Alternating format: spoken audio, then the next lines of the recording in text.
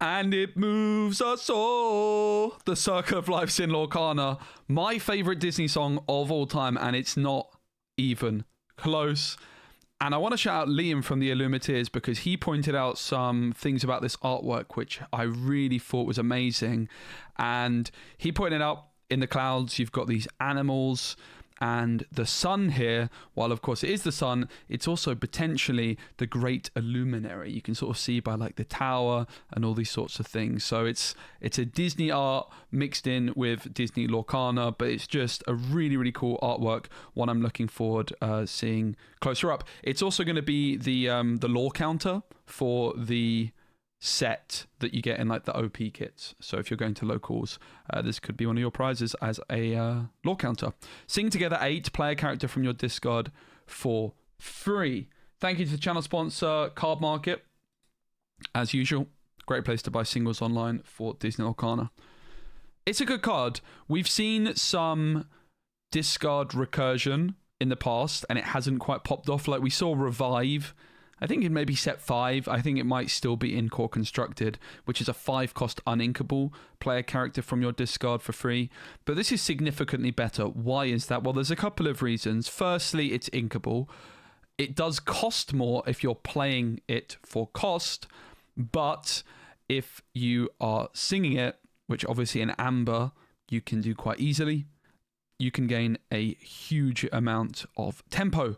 This card I expect to be very, very meta relevant. And I saw another tweet, I'm not sure who it was, but comparing this one to the classic Yu-Gi-Oh card Monster Reborn, and it is that in many ways. Revive was not a bad card by any stretch of the imagination, but with it being uninkable, it can be a bit clunky. Like having a card like this that's inkable is very, very valuable, because if you draw this in your opening hand, you're not probably going to want to play this until like 6, 7, 8 turns into the game. So it being inkable is a huge upside.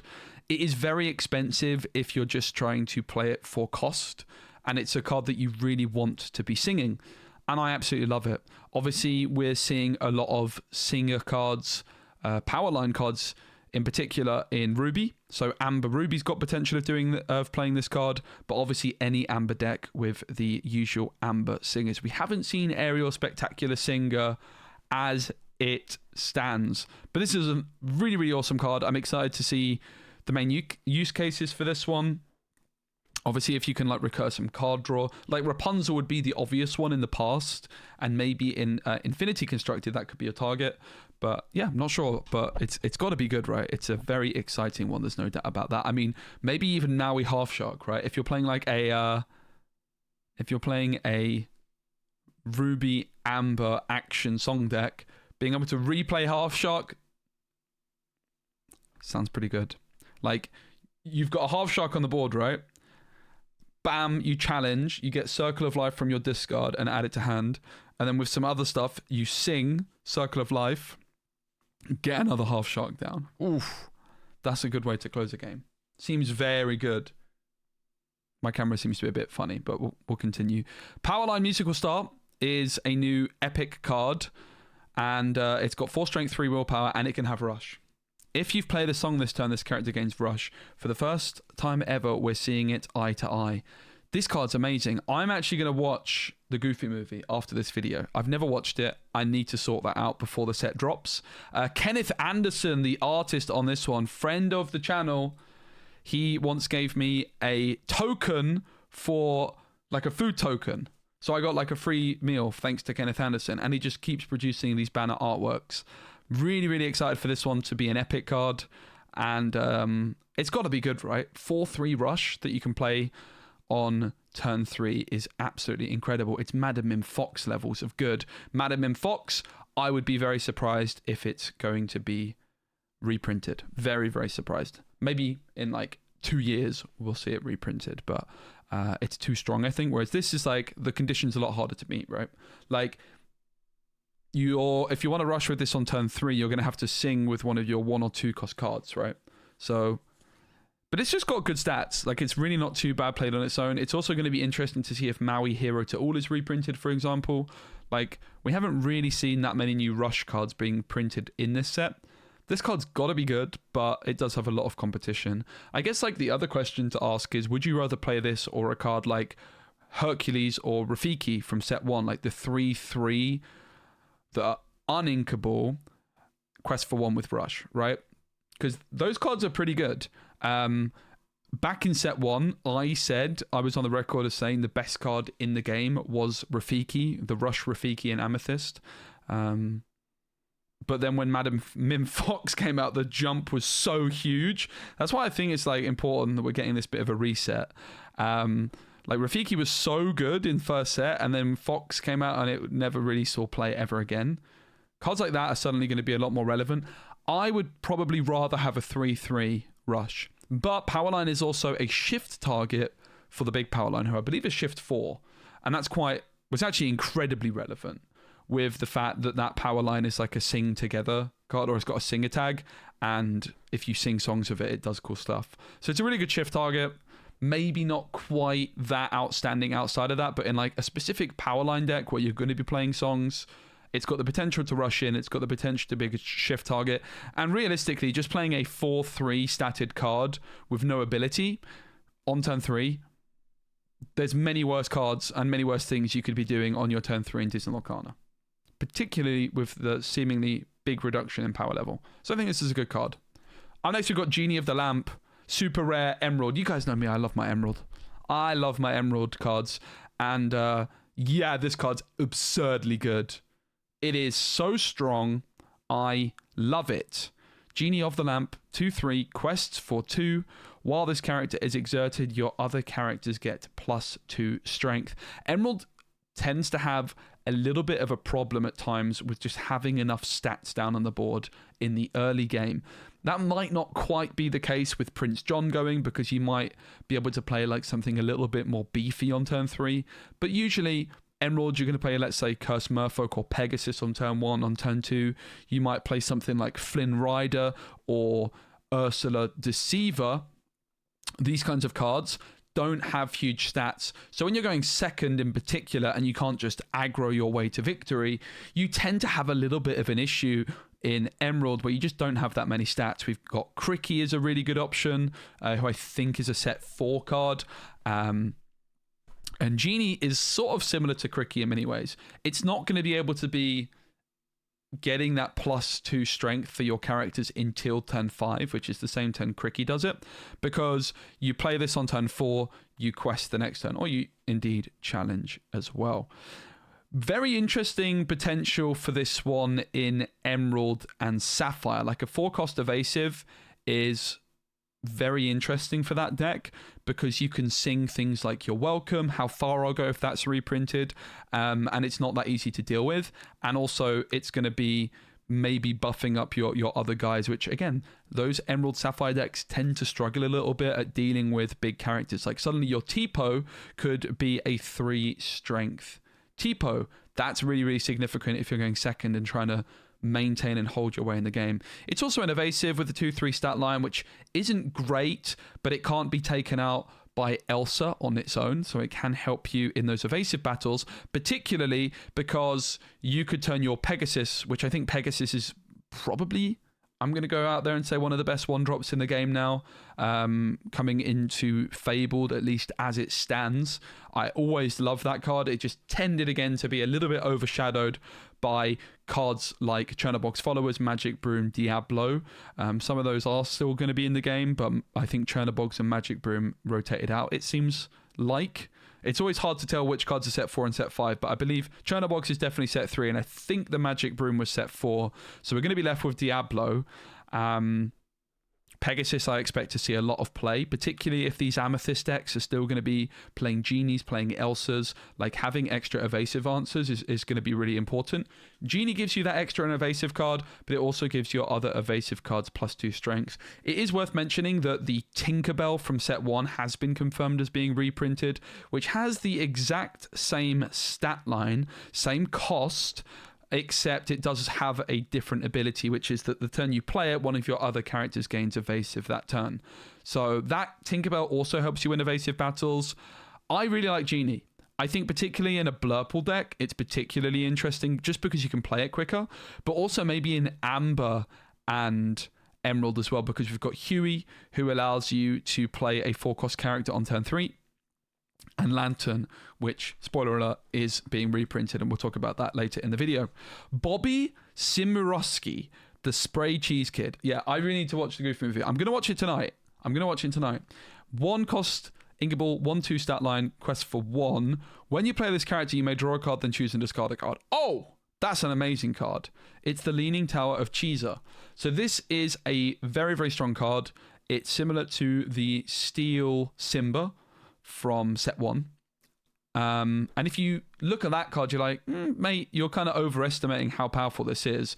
But if you think about what color combination actually wants this effect the most, it's a Chernodog deck. It's an Amber and Emerald aggro deck. Trying to play Yzma in that deck is a little bit shoehorned. This is the 2 cost 2/2, the quest form with the same ability. And a lot of people played Yzma in those decks because you could discard Chernobog. Again, Chernobog is set 3 card. Not sure if it's reprinted. We're actually going to look at the end of the video at the full list of cards confirmed as reprints so far. But even if Chernobog isn't reprinted, being able to discard Uninkables like Lady is going to be really nice. It helps you cycle your deck to find your big, powerful hitters. It's certainly not the most unbelievable card, and I do prefer the Mulan in Steel that has a 2/1 stat line. I think 2/1 is a much better stat line than a 1/2 for this kind of card. Like, the 2 strength is more relevant than the 1 willpower, right? Like, there's not many effects in Disney Lorcana that punish that 1 willpower. Whereas this card, it can just be traded out so easily, and it doesn't really do much in response. But in the right deck, Amber Emerald in particular, I think it's got huge potential. Also think it's going to be nice in Rockstar Stitch decks. So another Amber Emerald aggro deck potentially there. Yeah, it's an interesting card. If it ends up with a shift target down the line, it's a really, really good shift target also, because it's a card that when you play it, it does something immediately. So while this card is not unbelievable, it's good. It's got a chance, for sure. Like, as an inkable 1-drop, it's nice to have that option in Emerald now. It's not like you often put like the Steel Simba in your deck, but again, the power level of the deck of this game is decreasing quite a bit. And I think in a Chernodog deck, this is actually going to be really good. Because also in the Chernodog deck, you want to play 1-drops because it makes your tramp card cheaper.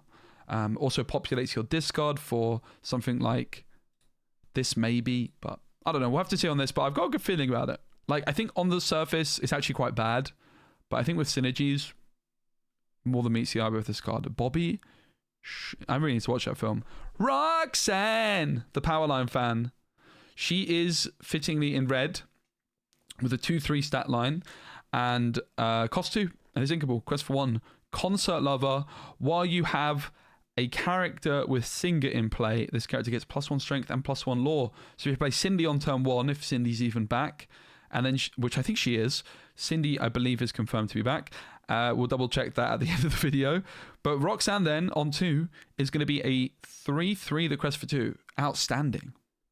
Outstanding. That's an amazing stat line. That's Mr. Smee levels of good. Of course, if your Cinderella's removed, then she's going to be a 2/3, but that's not bad. This is a very, very strong card. Very strong card. This is like a balanced version of Mr. Smee. It is like a balanced version of Mr. Smee. Because Mr. Smee was broken. Absolutely busted. But this card is very, very good and very, very cool. So far we're 4 for 4. I like all 4 cards, all 5 cards. We're 5 for 5 on the new cards, which is good because we're only getting 34. I believe it's 34 new cards around that ballpark. So the fact that we're seeing a lot of ones which I like and I think are powerful is very nice to see. Family Fishing Pole. I think this might be the last new card of today's video. It's a 2-cost inkable item in Emeralds. It enters Exerted, and the perfect cast is you can exert it, pay 1 ink, banish this item, and return chosen exerted character of yours to your hand to gain 2 lore. That's a pretty good card. So it's what you might call a story card or a burn card where you gain lore without needing to quest. And these kinds of cards can be very powerful in the right deck. It's in Emerald.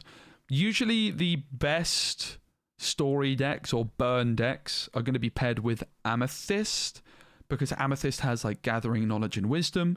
It's got the Amethyst Chromicon, which I believe is set 5. and I think Amethyst Chromacon is great for these styles of decks. So I would imagine this is going to be paired best in an Emerald and Amethyst deck. There's also like Maleficent Staff, which has some synergy. Maybe that's only opponent's cards.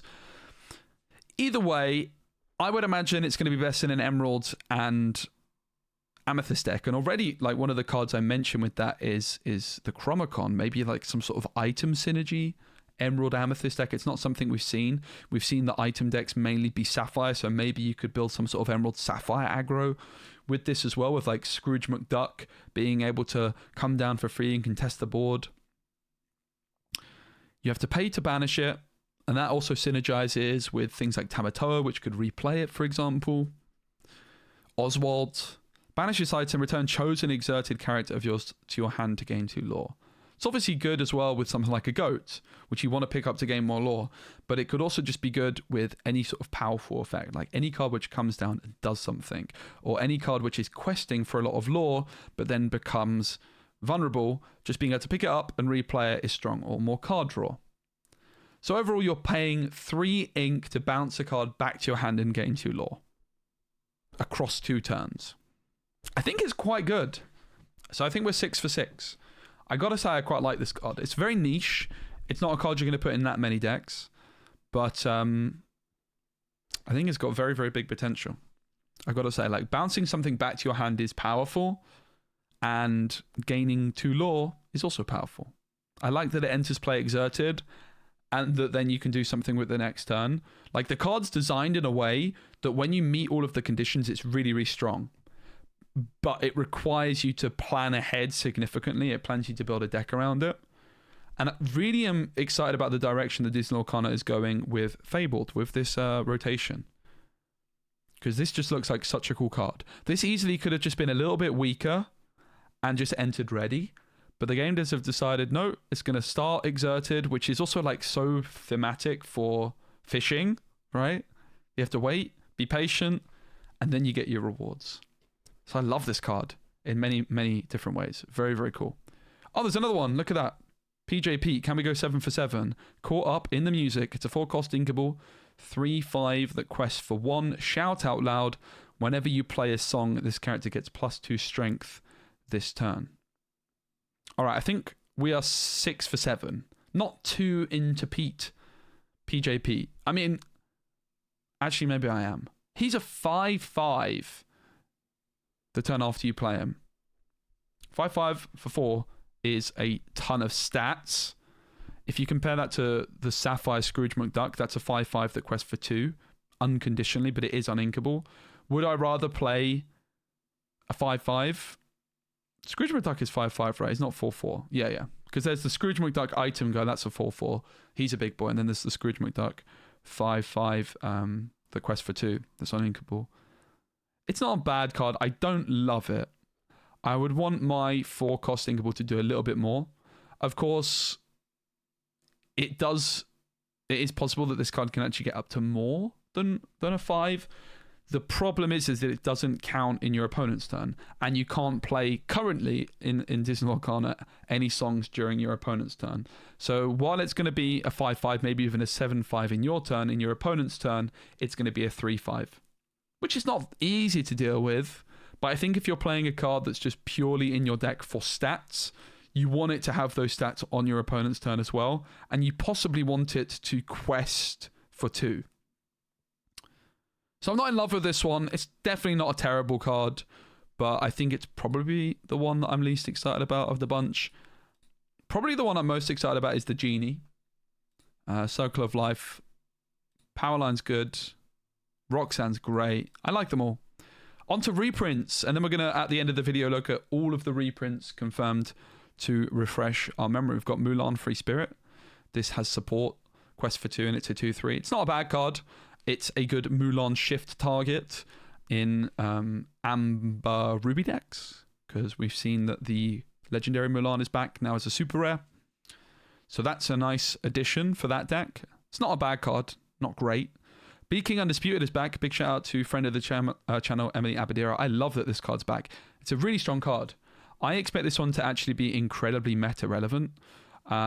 This card, I think, is better in core constructed right now than people give it credit for. It's like often quite overlooked.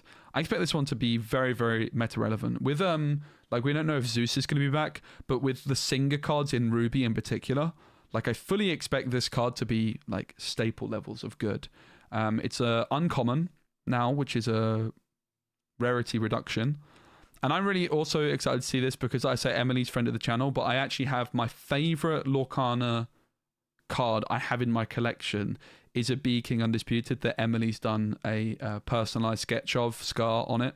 So I'm never going to play with that one. I don't think I'm allowed to because the art goes over the text box, but this is a card that's quite special to me. And yeah, I think it's going to be really good, actually. I think that this is one that you should definitely be dusting off out of your binders and getting ready to play.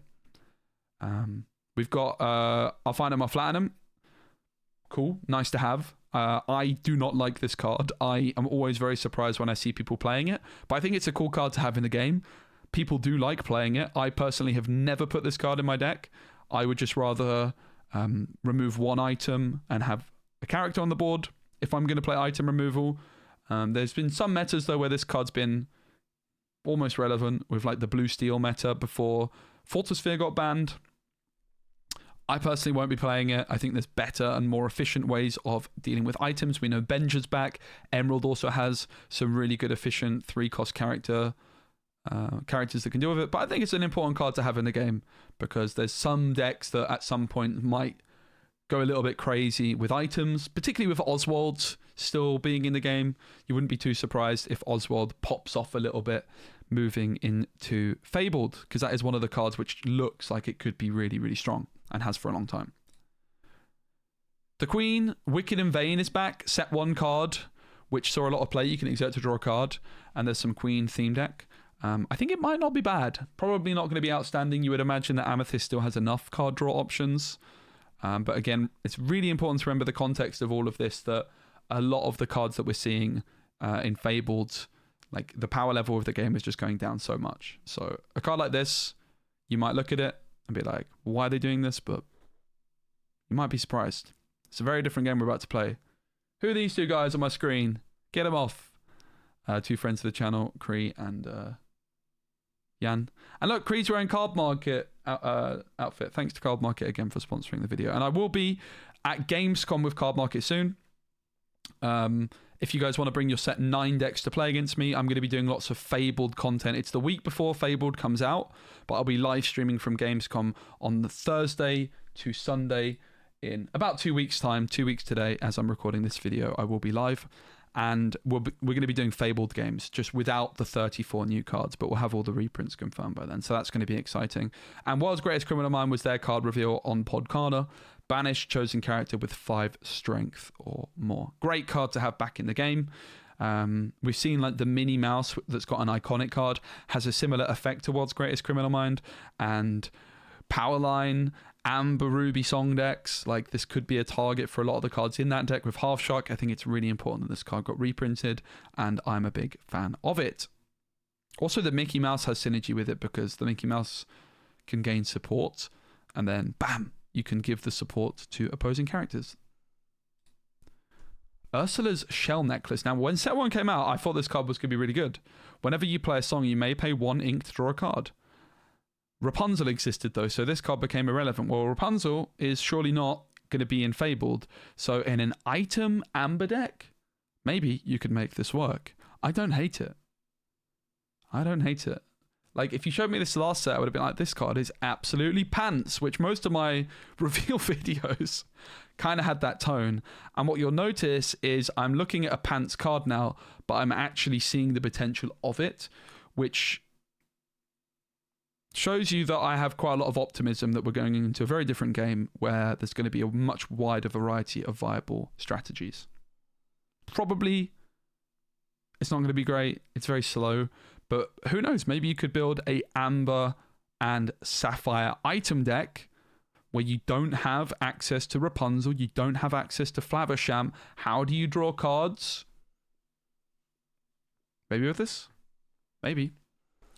Or maybe even Amber Ruby. How do you draw cards in Amber Ruby, right? Or maybe with this. Peter Pan's Shadow is being reprinted, a card I am a big fan of. I think this card is very underrated. It has Rush and Evasive, and your other characters with Rush gain Evasive. Obviously, Peter Pan's Shadow Finder became the more popular card of these, but Peter Pan's Shadow is still very, very good. It turns your Rush characters evasive. So if you're playing like a 5-cost Rush card after this, that is going to be evasive. And that's pretty good in some decks. We'll have to see though. I think when Peter Pan's Shadow Finder's in the game, it overshadows this, but it probably won't take that. Like, you just need to see some bigger 5-cost cards. I think the other thing for Peter Pan's Shadow, which sort of makes it not as relevant, is Elsa 5th Spirit. That's such a naturally obvious turn 5 play in Amethyst, one of the best turn 5 plays in the game. And that already has Rush and Evasive, so there's no real synergy there. And maybe that's why Peter Pan's Shadow doesn't seem quite as relevant these days, alongside Peter Pan's Shadow Finder overshadowing it. But it's a card I like, and I'm glad to see it still in the game. Magic Mirror on the Wall. Who's the fairest of them all? Exert, pay for, draw a card. Crazy. This card's being reprinted. Again, if you showed me this 2 weeks ago, I probably would have said, really? Why are they doing that? I don't hate it, guys. Like, I don't think Friends is getting reprinted based off the cards they are reprinting. I think we're going into a very different game. I don't think it's going to be good enough. I'd be very surprised if it sees play, but maybe in a very niche item build, it could sneak in there. Probably not though, but maybe. Cool card for Sealed, I've got to say. Very interesting card for Sealed. Robin Hood's back. We sort of knew about it for a long time because it did leak. We didn't talk about it, but confirmed, Robin Hood, Champion of Sherwood, is back. Not a card I've ever been a huge fan of, interestingly. I've always felt it to be quite overrated. In fact, probably my favourite Disney Lorcana play I ever made was in a tournament in Poland, just as I sort of started making Disney Lorcana content. It was like a 200-player tournament. I ended up finishing in the top 4 of it. I was in like my first ever top cut game of a trading card game, or maybe it was my top 16 game. It was like a high stakes game. I was up against Blue Steel. I was playing Emerald Steel, and I quested with the 1-cost Robin Hood, and I thought about it for ages. Like, I was like, ooh, do I quest? Don't I quest? And I quested. My opponent then trades his Smee into my Robin Hood because they were worried about my Robin Hood Shift. I didn't actually play any copies of the Robin Hood Shift in my deck, and it was me just mind gaming my opponent. It is to this day my best Disney Lorcana player ever made. I love that element of trading card games and strategy games where you can bluff and mind game your opponent out of something. But having said that, even though I've never loved the Robin Hood card that much, I think again with the lower power level overall of this game, coming into Fabled, this is an incredibly strong card. And I'm actually now a much bigger fan of Robin Hood than I ever have been before. So I think this is a great card. And it makes me even more sad that I lost the semi-finals of winner Robin Hood Enchanted in Malmo to my friend Samir a few months ago. He hit the second whole new world off Jafar. I was playing Ruby Amethyst, hadn't lost all day, and then I got beaten by Jafar in the semis. And this Robin Hood's back as well, which I love. And I know that Steve Warner, one of the game designers, loves this card. When you play this character, if an opponent has more cards in their hand than you, you may draw a card. And during your turn, this character gains evasive. Like, make no mistake, I know I keep repeating myself, but this game is having a huge refresh phase right now. And the power level is going down so much. And a card like this is suddenly very appealing, I think, in a Sapphire deck. You don't have Flaversham, right? Realistically, if you're playing like a half shark deck, okay, this card's not that good. But if you're not pairing Sapphire with Ruby, this is or Amethyst, where you don't have that natural inherent card draw. So if you're looking to play like Sapphire with Emerald, maybe you've got Clarabelle's card draw in that one. Sapphire, Amber, you don't have Rapunzel anymore. This could be an option. Sapphire Steel, no whole new world. So a lot of the traditional card draw tools, you have Dock, but that's not going to be enough on its own, are not necessarily there anymore. And therefore, a card like Robin Hood, I think, is really, really interesting. And having evasive during your own turn, not irrelevant, not bad at all. It's a good card.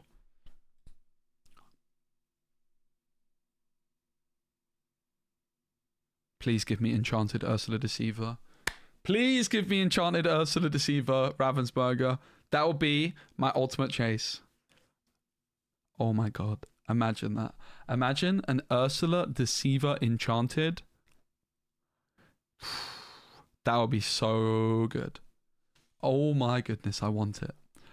Very happy to see this back. Not surprised. I think it's a really, really important card for the game, particularly with Ruby Amber Songs looking to be good. It's a staple Emerald card for a reason.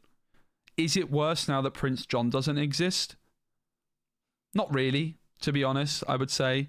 Bare Necessities also was a set 3 card, came out same time. We haven't seen that, as far as I'm aware, yet. So if Bare Necessities is not reprinted, I would expect it probably will be.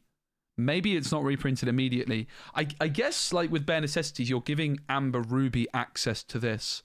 So maybe Bare Necessities won't be reprinted. Like maybe the game designers don't want Amber Ruby Songs to have access to that sort of Ursula effect. I have really grown to love Bare Necessities as a card. I, in many ways, prefer Bare Necessities to Ursula Deceiver, which is a incredibly controversial take. But this card is absolutely outstanding. Really, really important for the game to still be in it. And yeah. Very unsurprised to see it still in there. And this is also when I'm like going back to my hype about this Genie card. Just having this Genie card down, questing, and suddenly your Ursula is a 3/3 during your turn.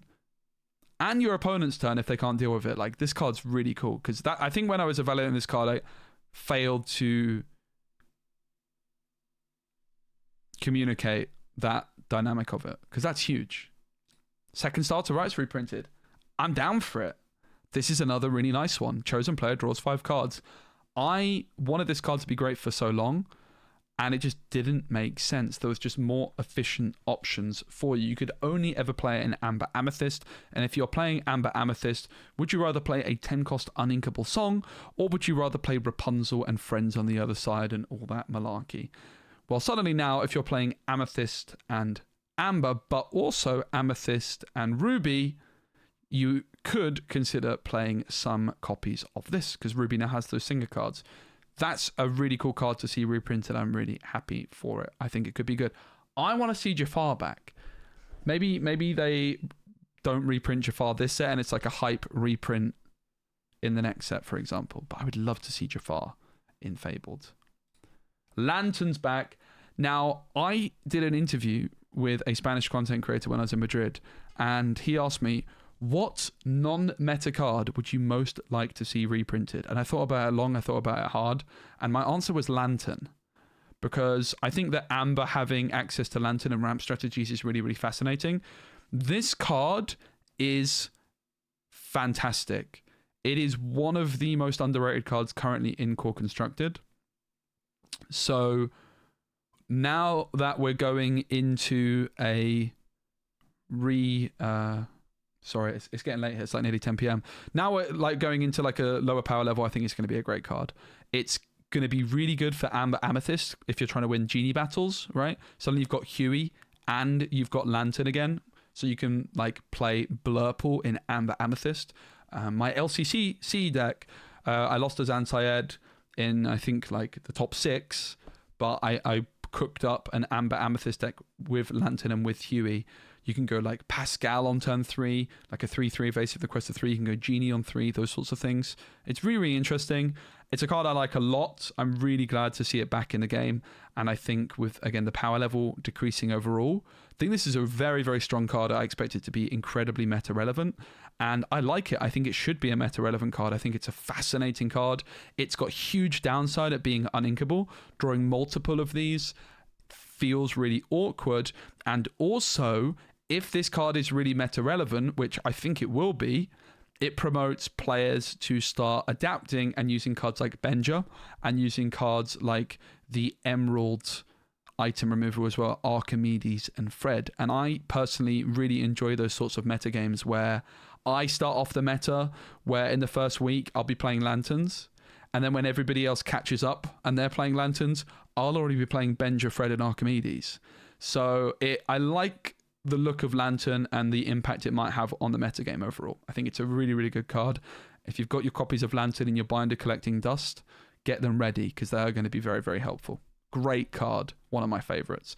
Probably a card that I would play like 3 copies of rather than 4 because it's uninkable. But the card feels so good in some decks that I just shoehorn 4 in there anyway. 2 more reprints. Hey Hey the Bumbling Rooster. I am very excited for Fabled. I love this card. I have played this card and got some Set Champs prize cards with it in the past. When you play this character, if an opponent has more cards in their Inkwell than you may put the top card of your deck into your Inkwell face down and exerted. Ramp outside of Sapphire, outside of Amber is particularly rare. It's also one of the rare cards in the game which is better when going second because on your turn 4, your opponent's going to be at 4 ink. You play Hey Hey and then you ink and suddenly you have ramped. Very, very cool to see Hey Hey in the mix. I think it's a great card and I think it could definitely be good enough for the Fabled meta. Last ditch effort exert, chosen opposing character, then chosen character yours gains 2 strength. Okay, this is also a really huge deal for one deck in particular, and that is Amethyst and Can you guess it? Steel. Why? Because of the 2 costs legendary Mickey Mouse that was in Arcasia's Island. That 1/1 Mickey that if it banishes something in a challenge, you can play any character from your hand. Yeah, that Mickey.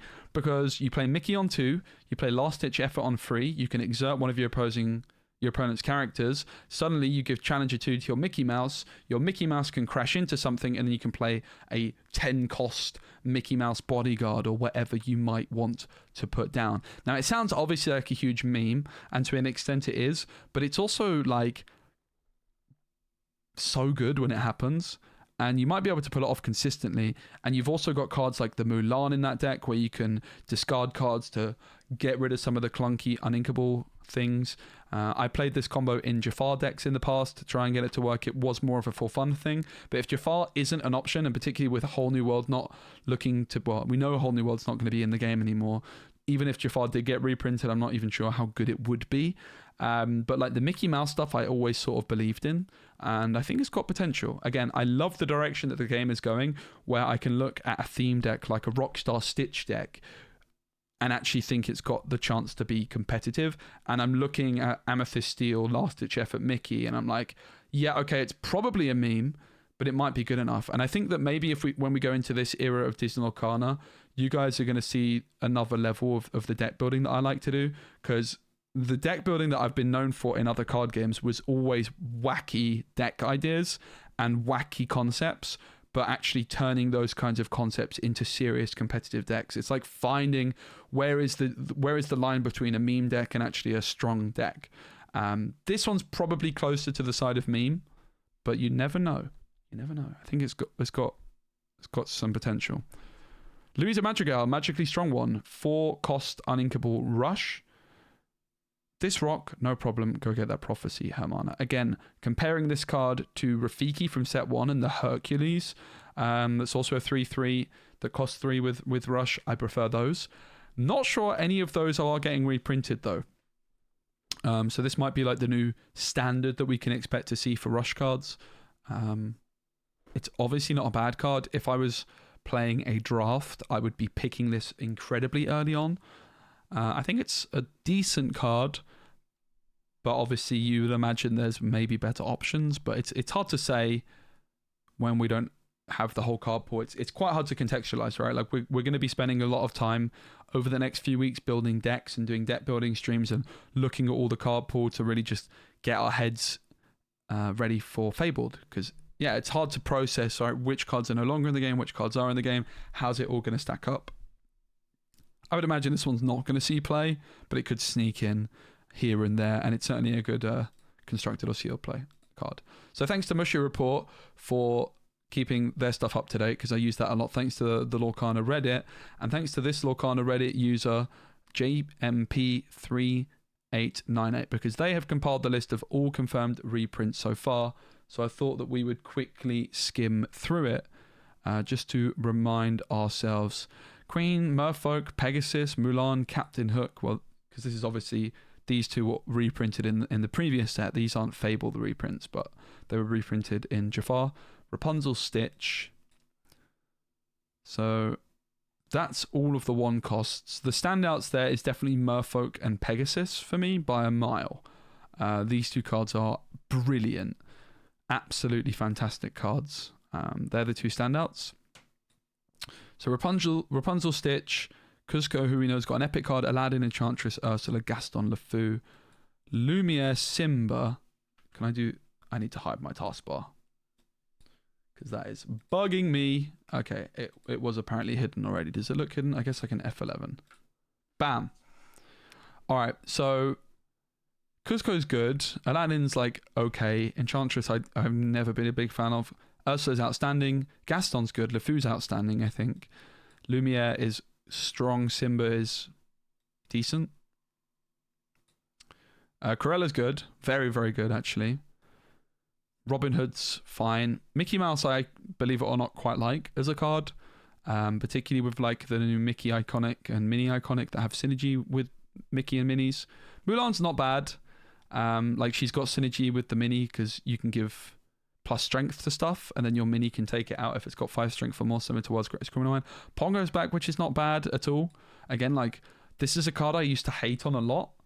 People used to play it, and I always used to say, "Why are you playing Pongo?" But now, without Rapunzel, why would you not play Pongo in a Mufasa deck if Mufasa's even back? Which it doesn't look like he is. I'd be surprised. Queen of Hearts, Elsa, Hey. Ariel. This card's really good, by the way. Like, I have seen this card pop off. The Disney Lorcana game devs always quite like this one in like a Ruby Steel deck. When you play a song, chosen characters you always gains evasive. I think it's also got an enchanted. Don't sleep on this one. This card might be popping off.